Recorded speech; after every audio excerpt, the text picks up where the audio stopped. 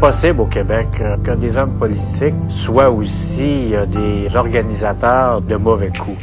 Ceux qui ont le doigt sur la gâchette, ce sont des membres du FLQ. Rien ne saurait donc justifier le mal qui pourrait être fait à ces deux hommes. Et si par malheur quelque chose leur arrivait, le gouvernement pourchassera sans relâche les coupables. L'homme qui réclamait auparavant la ligne dure envers les ravisseurs de Cross, M. Pierre Laporte, supplie maintenant qu'on épargne sa vie dans une lettre déchirante, mais le gouvernement refuse de se laisser guider par les sentiments.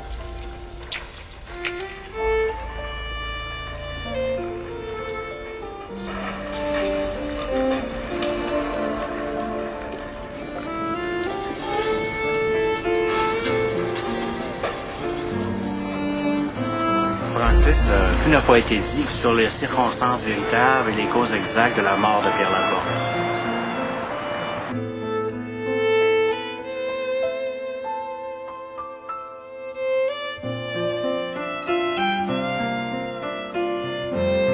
La première fois que j'ai vu vraiment en personne Vallière et Gagnon, c'était en septembre 66 à la télévision, quand on les a vus brandissant une pancarte devant les Nations Unies pour l'indépendance du Québec.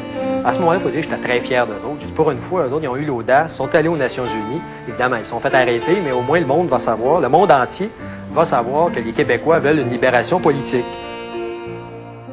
Avant d'être extradés au Québec en janvier 67. Qu'est-ce qui s'est passé en 67-68? Le juge Yves Leduc a condamné à perpétuité Pierre Vallière à cause de ses écrits séditieux contre Charles, voyant en fait qu'il était à peu près impossible de le faire condamner par un jury.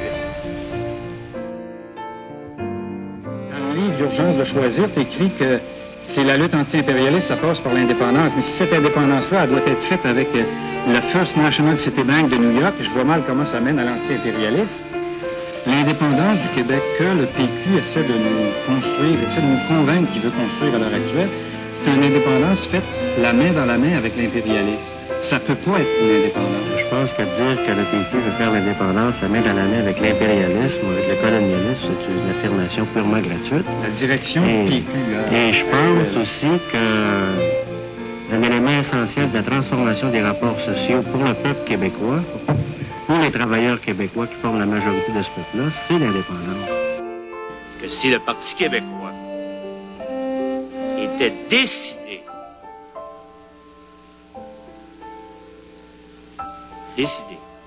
d'aller au bout de la revendication nationale, il contribuerait grandement au développement d'une situation révolutionnaire. Les Québécois, dans les conditions actuelles, de se séparer pour marcher vers le progrès dans notre pays. C'est là que la réponse à cette question-là, le groupe En lutte répond non. Tout le marxiste-léniniste, c'était essayer de faire la jonction entre les questions sociales puis les questions...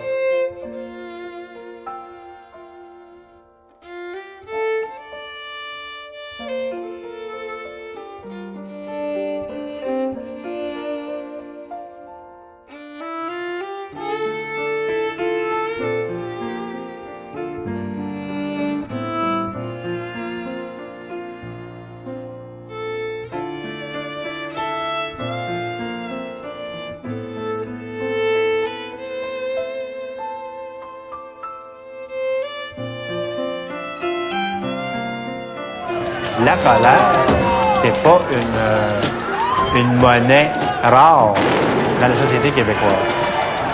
Comme Chartrand, comme Michel Chartrand, il a dénoncé toute sa vie, mais en même temps, il travaillait sur le terrain.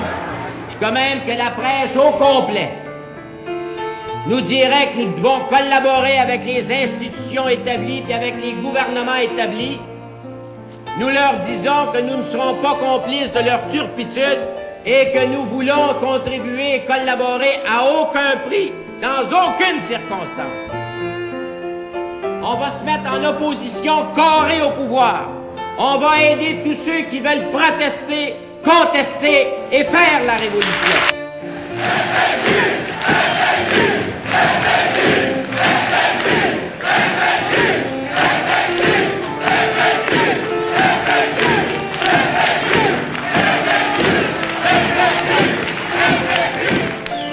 Vous avez crié le slogan FLQ, c'est vrai.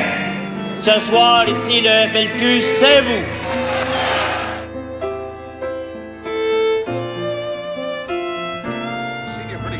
L'attaché commercial du Haut-Commissariat de la Grande-Bretagne à Montréal, James Richard Cross, aurait été enlevé par 4 hommes armés qu'on croit être des terroristes du FLQ. Pierre Laporte, ministre du Travail et de l'Immigration, est enlevé par le FLQ. Les gouvernements de Montréal et du Québec réclament officiellement l'intervention immédiate d'Ottawa.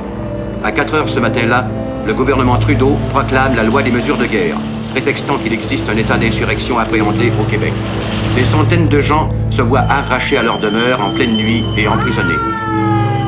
Ces gens découvriront que sous la loi des mesures de guerre, ils peuvent être gardés sans contact avec l'extérieur, sans non plus pouvoir être libérés immédiatement sous cautionnement et qu'on pourra les emprisonner sans procès pendant 90 jours. De plus, le fait d'être membre du FLQ, à ce moment ou dans le passé, est soudainement devenu un crime, punissable de 5 ans de prison au maximum. Ils ont voulu maquiller ce qui s'est vraiment passé. Ça arrive, le pouvoir manipule des gens de bonne volonté. Il ne faut pas croire que le gouvernement fédéral ne peut pas être machiavélique. C'était ça le plus recherché, c'était de dire l'indépendance, ça conduit à la mort. L'affaire de l'étranglement de la porte, c'est une farce.